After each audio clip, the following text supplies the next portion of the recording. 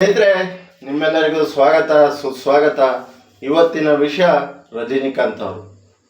ರಜನಿಕಾಂತ್ ಅವರು ಹೇಳಬೇಕು ಅಂದರೆ ಮಹಾರಾಷ್ಟ್ರದಲ್ಲಿ ಹುಟ್ಟಿ ಬೆಂಗಳೂರಲ್ಲಿ ಬೆಳೆದು ಅವರು ತಮಿಳುನಾಡಲ್ಲಿ ಅವರ ಜೀವನ ಆರಂಭಿಸಿ ಇವತ್ತು ತಲೇವ ಎಂದೇ ಪ್ರಖ್ಯಾತಿ ಹೊಂದಿದ್ದಾರೆ.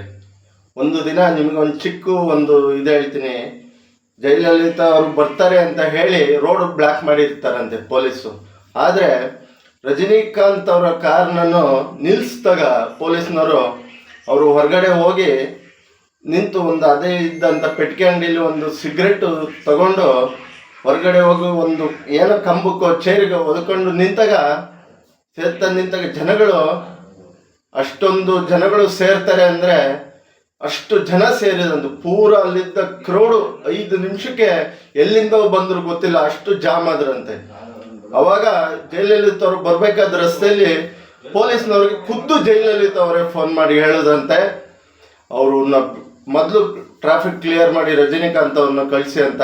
ಅವಾಗ ಒಂದು ಶಕ್ತಿ ಗೊತ್ತಾಯಿತು ತಮಿಳುನಾಡಿಗೆ. ರಜನಿಕಾಂತ್ ಅಂದರೆ ಏನು, ತಲೈವ ಅಂದ್ರೇನು, ಅವರ ಶಕ್ತಿ ಅಂದರೆ ಏನು ಅನ್ನೋದು ರಜನಿಕಾಂತ್ಗಿರೋ ಒಂದು ಹೆಸರು, ಒಂದು ಗತ್ತು, ಒಂದು ಶಕ್ತಿ, ಒಂದು ತಾಕತ್ತು.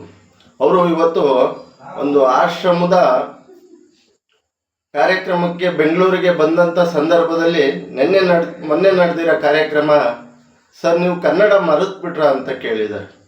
ಅದಕ್ಕೆ ರಜನಿಕಾಂತ್ ಅವರು ಹೇಳಿದ್ದಾರೆ, ಖುದ್ದಾಗಿ ವಿಡಿಯೋ ನೋಡಿದ್ದೀನಿ ನಾನು ಕನ್ನಡ ಮರ್ತಿಲ್ಲ, ಟಚ್ ಹೋಗಿದೆ. ಅಂದರೆ ನಮಗೆ ಅಲ್ಲಿ ಮಾತಾಡೋರು ಯಾರೂ ಇಲ್ಲ, ಆದರೂ ಕನ್ನಡ ಮರ್ತಿಲ್ಲ. ಆ ಅನ್ನದ ಋಣ ನಾನು ಮರ್ತಿಲ್ಲ, ಆ ಮಣ್ಣಿನ ಋಣ ನಾನು ಮರ್ತಿಲ್ಲ. 25 ವರ್ಷ ಅನ್ನೋದು ನಾನು ಕರ್ನಾಟಕ ಬೆಂಗಳೂರಲ್ಲಿ ಬದುಕಿದ್ದೀನಿ ಅಂತ ಅವರು ಹೇಳಿದ್ದಾರೆ. ನೋಡಿ, ಯಾವುದೋ ದೊಡ್ಡ ವ್ಯಕ್ತಿ ಬೆಳೆದ ತಕ್ಷಣ ತನ್ನ ಮಣ್ಣಿನ ಋಣ, ತನ್ನ ಅನ್ನದ ಋಣ, ನನಗೆ ಆಶೀರ್ವಾದ ಮಾಡಿದವ್ರನ್ನ ಮರ್ತು ಬಿಡ್ತಾರೆ. ಆದರೆ ರಜನಿಕಾಂತ್ ಅವರು ಅದನ್ನು ಮರೆಯಲಿಲ್ಲ.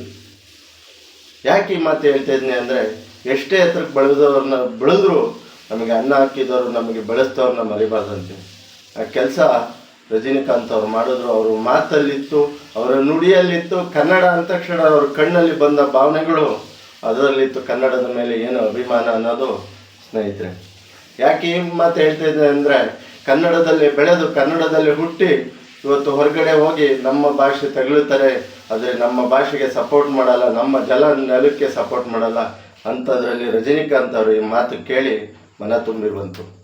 ಹಾಗಾಗಿ ರಜನಿಕಾಂತ್ ಅವ್ರಿಗೆ ಒಳ್ಳೆಯದಾಗಲಿ, ಅವರು ಮುಂದಿನ ಸಿನಿಮಾ ಭವಿಷ್ಯ ಉತ್ತಮ ಆಗಲಿ ಅಂತ ಹೇಳ್ತಾ, ಭಗವಂತ ರಾಯರು ಅವರಿಗೆ ಆರೋಗ್ಯ ಐಶ್ವರ್ಯ ಕೊಡಲಿ, ಕಾಪಾಡಲಿ ಅಂತ ಹೇಳ್ತಾ ನನ್ನ ಈ 2 ಮಾತು ಮುಗಿಸ್ತಾ ಇದ್ದೀನಿ.